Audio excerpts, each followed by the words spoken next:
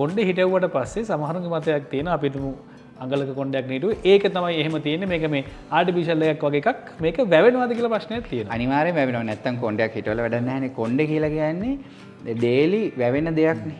ඉතින් එතකොට අපි ගමු අපි ආයෙත් උදාහරණයක් විදිහට ගමු පොඩි පැලයක් අරගෙන වෙන තැනකින් අපි හරියට හිටෙව්වොත් ඒකේ මුල් ටික ඩැමේජ් වෙන්නේ නැතුව හරියම ටෙක්නික් එකට ඒක අරගෙන හොඳ පසක හිටෙව්වොත් ඒ පැලේ වැවෙනවනේ. ඉතින් ඒකනේ මං හිතන්නේ ඇත්තටම අපි ඉස්සල්ලාම කතා වුණා ගණේෂ් මට කිව්වා මේ කේස් කොණ්ඩ ගස් එහෙම නැත්නම් කේස් ගස් කියලානේ කියන්නේ. ඉතින් ඒ කියන්නේ මේක වැවෙන දෙයක්.